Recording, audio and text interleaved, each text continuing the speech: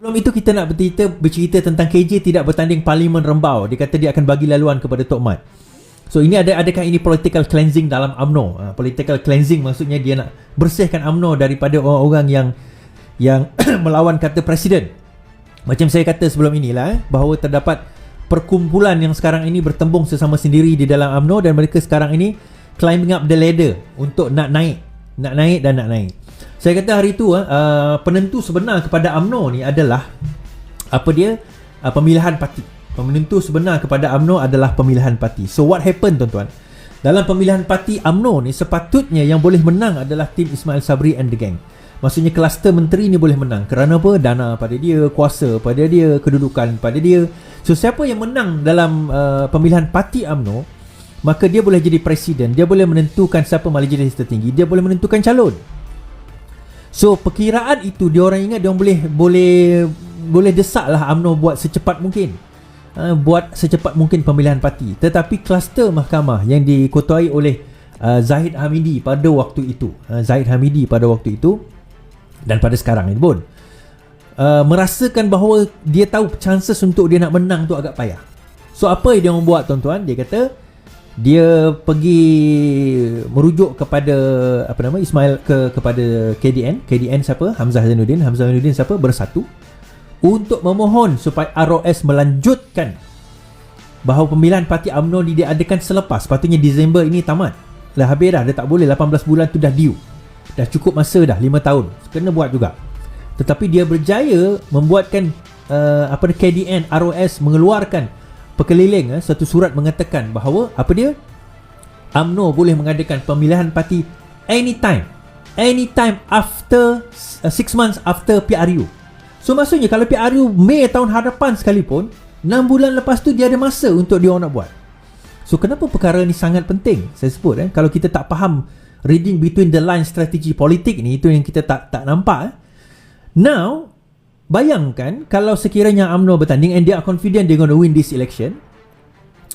Zahid mengatakan bahawa calon orang-orang yang seperti Ismail Sabri, KJ dan sebagainya ni tak boleh bertanding. Bila dia tak jadi ahli parlimen, macam mana dia nak jadi menteri atau Perdana Menteri? So akhirnya yang jadi menteri Perdana Menteri, even kalau Zahid tak jadi menteri Perdana Menteri sekalipun, dia akan letak orang dia di mana orang dia akan jadi Perdana Menteri, memastikan survival politik mereka. Jadi tak mustahil. Even Tajuddin Rahman pun mengatakan selepas dia dapat tawaran mula-mula dia sokong Zahid, lepas tu dia lompat pergi ke geng-geng Ismail Sabri ni dan ditawarkan jadi duta khas something like that dekat luar negara. Rupanya baru ni tak dapat jawatan tu, dia dedahkan. Memang dia yang dedahkan tuan-tuan. Saya saksi hidup Zahid sokong Anwar, dia dedahkan. Kan? Rupanya baru ni kena keluar. Dia kata saya confident saya tidak akan jadikan calon dalam pilihan raya yang akan datang. So the tussle of war dalam UMNO sekarang ini sedang berlaku di antara kluster mahkamah dengan kluster kluster menteri ni. Bagi saya the only one yang menghalang sebenarnya pilihan raya memang didesak untuk berlaku pada tahun ini oleh kluster mahkamah, tetapi tidak dapat dilaksanakan oleh atas arahan pihak-pihak tertentu dan kena dibuat pada tahun hadapan. Memang desakan tu memang kuat. Desakan daripada akar umbi, desakan daripada kepimpinan. Ada yang tanya tadi kenapa tak boleh pecat Ismail Sabri? Sebab pemecatan Ismail Sabri itu belum tentu menjadi jaminan kerajaan akan jatuh. Tak ada jaminan kerajaan akan jatuh. Sebab itu sekarang ni saya kata ini political cleansing.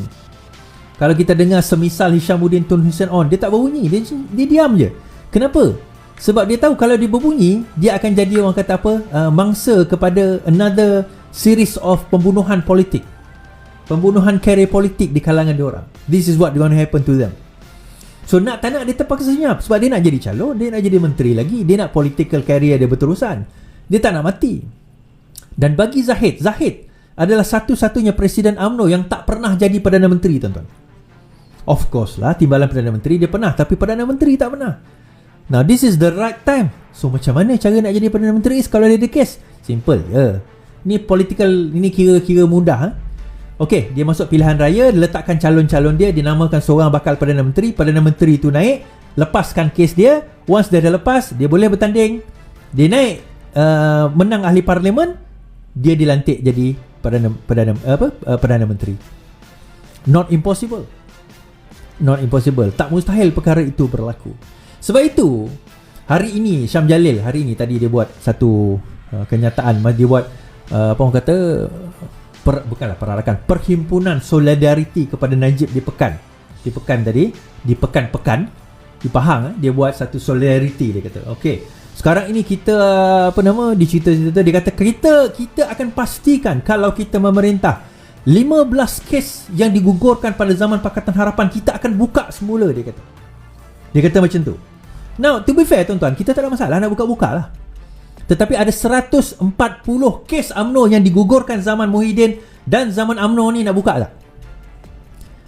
Kalau dia bercakap tentang fairness lah, buka lah balik kos 140 kes tersebut. Musa Aman je ada 40 lebih kes tuan-tuan yang dah digugurkan. Kita tak cerita yang lain, Kunan dan sebagainya, banyak. Musa Aman saja ada lebih 40 kes. So adakah dia nak buka cerita yang sama atau dia hanya nak pergi kepada PH? Kalau dia cakap tentang fairness, buka semua. Kalau dia kata Najib is a selected prosecution, dia kata dia adalah pendakwaan terpilih kerana dia orang Pakatan Harapan nak kenakan Najib. Okay, fine. Kenapa nak tunggu UMNO menang? Kenapa tak buka sekarang? Kenapa tak berani nak buka sekarang? Kenapa nak cerita lepas UMNO menang baru dia nak buka? Yang berkuasa sekarang Ismail Sabri, yang berkuasa sekarang adalah UMNO. Sebab apa tuan-tuan? Dia menuduh Ismail Sabri sekarang ni bersekongkol dengan pembangkang untuk menjatuhkan Najib Tun Razak. Itu dia punya naratif yang dia bawakan. Saya jawab simple saja. Katakanlah dia bersekongkol lah, katakanlah dia bersekongkol. Kenapa dia takut nak jatuhkan Ismail Sabri sebagaimana mereka jatuhkan Muhyiddin Yassin dahulu? Kenapa mereka takut nak pecat Ismail Sabri sedangkan dia adalah setakat naib presiden di dalam parti? Kerana dia tahu tuan-tuan bahawa sebenar hakikatnya. Okay, pertama itu modal pilihan raya lah. Konon-konon kalau kita berkuasa, kita akan ambil kes tu. Dia tahu kalau dia berkuasa pun dia tak boleh buat apa dengan kes Najib. Dia tak boleh buat apa. Boleh lah, dia boleh. Apa yang dia boleh buat tuan-tuan? Dia desak lah mahkamah ni campur tangan. Dia desak AG campur tangan. Dia desak itu, desak ini. Dia boleh desak lah. Terpulang kepada dia desak macam mana. Tetapi desakan tersebut tidak akan membawa apa-apa kelebihan kepada UMNO dan Barisan Nasional, melainkan dia hanya akan membawa kesan buruk terbalikkan kepada mereka. Palitan kebalikan. Maksudnya dia akan ada adverse effect. Kesan keterbalikan. Arti kata lain, dia akan membawa impak negatif kepada diri mereka sendiri. Adverse effect kepada UMNO. Kerana apa? Membebaskan orang yang mencampur tangan dalam urusan mahkamah. Kerana apa? Kerana tujuan untuk membebaskan orang-orang mereka sendiri. Itu je. Kan? So either way, dia orang tak nak buat. Contoh, katakanlah mereka menang. Na'uzubillah lah, katakanlah mereka menang. Dia bawa lah 15 kes. Termasuk kes semua kes yang lain ni lah, semua dia bawa. Okay. And then kita persoalkan, what about UMNO punya kes? Kenapa tak nak bawa? Isn't that selective prosecution juga?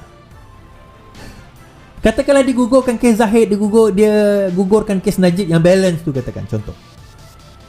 Isn't that selective prosecution juga? So akhirnya benda tu akan makan diri UMNO. Dia akan makan diri UMNO tu sendiri. Melainkan kalau tuan-tuan dan puan-puan rela lah lepas ni kerajaan kembali kepada jadi kerajaan yang orang kata apa, kerajaan totalitarian, kerajaan yang dulu yang seumpama macam komunis, yang macam negara-negara yang macam tu lah, kuku besi. Alias kalau tuan-tuan dan puan-puan reda dan rela negara ini jadi macam tu, bagilah UMNO menang. Now, signal yang Syam Jalil bagi tahu itu, that's the signal that he's sending. Not only we're gonna prosecute these people yang sudah pun digugurkan kes mereka, not only that, sebabkan bukti-bukti tak cukup. Okay? Not only that, kami juga akan menggugurkan kes-kes orang-orang kami. Dan ini yang dia tak cakap, secara tersiratnya, yang melawan kerajaan ni akan ada kemungkinan kena tangkap. Ada kemungkinan. Dia tak cakap, tetapi kita boleh baca, we can read between lines, tuan-tuan. Kita boleh baca di antara apa yang dia nak sampaikan. So we are going towards that direction kalau kita memilih kerajaan. Kenapa tuan-tuan? Kalau orang dalam UMNO sendiri pun dia sanggup, dia boleh nak bunuh karier politik ni orang luar, tak ada masalah lah. Orang luar tak ada isu, tak ada masalah bagi mereka. Tak ada isu bagi mereka nak buat apa pun kepada orang yang di luar ni, because orang dalam parti mereka sendiri pun mereka boleh buat sesuka hati.